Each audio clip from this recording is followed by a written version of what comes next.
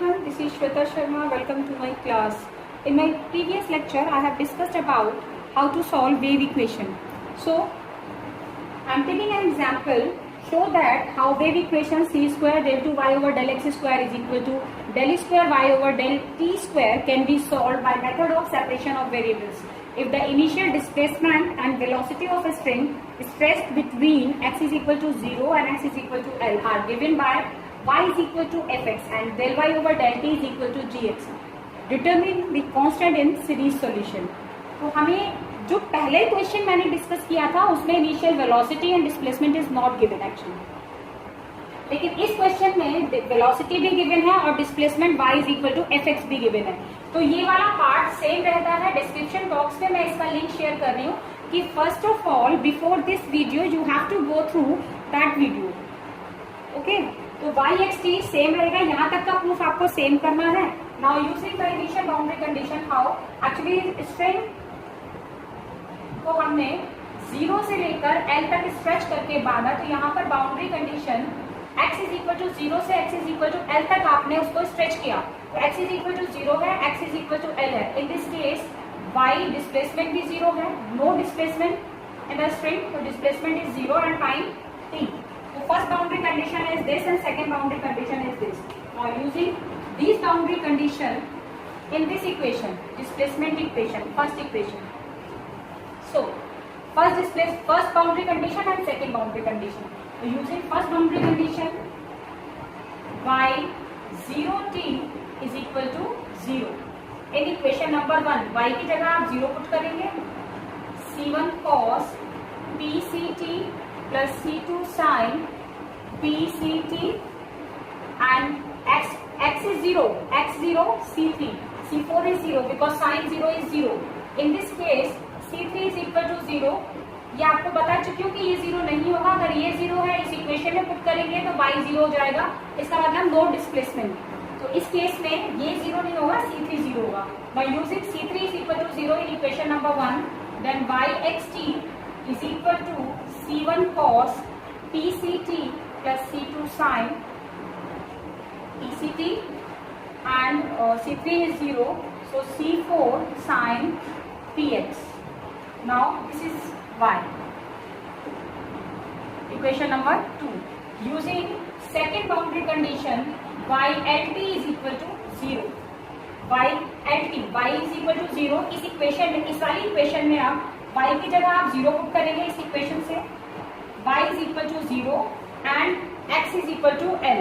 तो c1 cos pct plus c2 sin pct and c4 sin, actually x is equal to L, x is equal to L pl. ये भी 0 नहीं है, ये भी 0 नहीं है, तो sin pl is equal to 0 and we know that all the pi in the sin are 0. so इसको हम 0 पर लिख सकते हैं sin n pi. तो pl is equal to आपका आता है n pi. pl is equal to n pi. So if pl is equal to n pi, so p is equal to n pi by L. Now using the value of p in equation number 2, using the value of p in equation number 2, then displacement becomes y is equal to y xt is equal to c1 cos p is equal to n pi by lt plus c2 sin n pi c by lt and c4 sin n pi by lx. So now this is your displacement equation number 3. So in this question, now actually in first example which I have discussed, velocity is 0, but in this question velocity is gx and initial displacement y is equal to fx. So using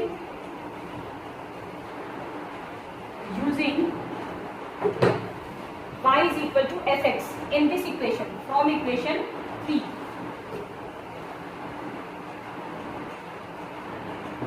y is equal to fx, y की जगह fx put किया. at time t is equal to 0, y is equal to fx and at time t is equal to 0। तो boundary condition है आपके पास y is equal to F X at t is equal to 0 because it is initial displacement.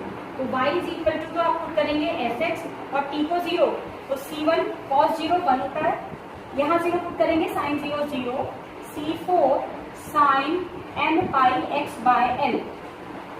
So fx is equal to, actually this is half range Fourier series।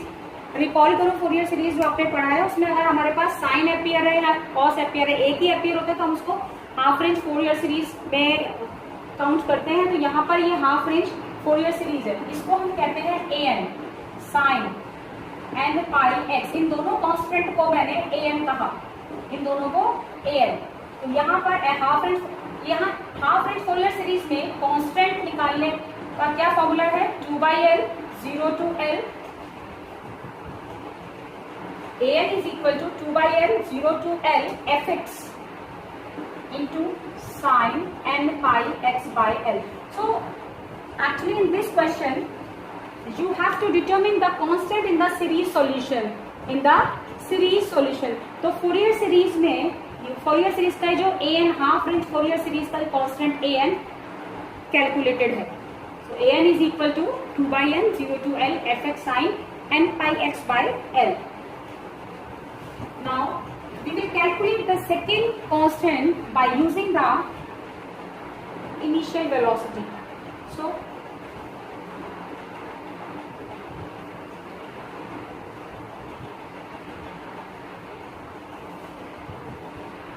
initial velocity del y over del t is equal to gx at time t is equal to 0।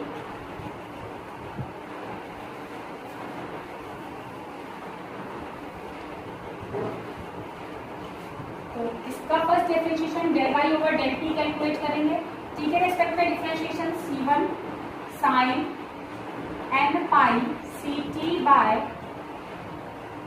l minus आएगा cos का differentiation, साथ में इसका differentiation भी आएगा, उसको मैं बाहर लेती हूँ क्योंकि नेक्स्ट वाले पार्ट में इसमें भी आएगा वो डिफरेंशिएशन। तो इसका जो एंगल का डिफरेंशिएशन करेंगे तो n pi c by l आएगा, उसको मैंने कॉमन ले लिया। Plus c2 sin differentiation is cos n pi c by l and c4 as it is because we are differentiating with respect to t, so x is constant। Now using initial velocity del y over del t is dx at time t is equal to 0 n pi c by l। अगर t 0 है sin 0 0 खत्म, cos 0 1 c2 c4 sin n pi x by l। So again gx is equal to half range Fourier series, because मैंने आपको बताया था कि half range Fourier series में ही या तो साइन आता है या कॉस आता है। तो ये भी आपकी हाफ रेंज फोरियर सीरीज है, del y over del t is equal to ये। इसमें इस कांस्टेंट को n pi c by l c2 c4 को हम लेट कर देते हैं bn summation bn n is equal to 1 to infinity sin n pi x by l। Constant actually in this question we have to determine the constants। तो an हमने calculate किया था, यहाँ हमें bn कैलकुलेट करना है। हाफ रेंज फोरियर सीरीज से bn का formula 2/l, actually half range में 2/l करते हैं, लिमिट 0 to l होता है gx into sin n pi x by l। ये जो कांस्टेंट है एक्चुअली ये भी कांस्टेंट है, bn भी कांस्टेंट है, इस कांस्टेंट को हमें इसके साथ लेकर चले। सो l से l कैंसिल, l से l cancel, then in this case bn is equal to 2 by n pi c 0 to l gx sin n pi x by l। so this is your bn। तो आपके एक constant तो ये है and second constant is this. इन दोनों constants को मैंने फोरियर सीरीज की हेल्प से कैलकुलेट किया, an and bn। So this is the second example of wave equation. Before this example मैं दोबारा कह रही हूँ कि आपको मेरे इस वेव इक्वेशन के फर्स्ट पार्ट से गो थ्रू होना है. And please like and subscribe my channel for more videos, for more examples of wave equation, or I am going to discuss about real analysis soon. So please like and subscribe my channel. Okay, thank you.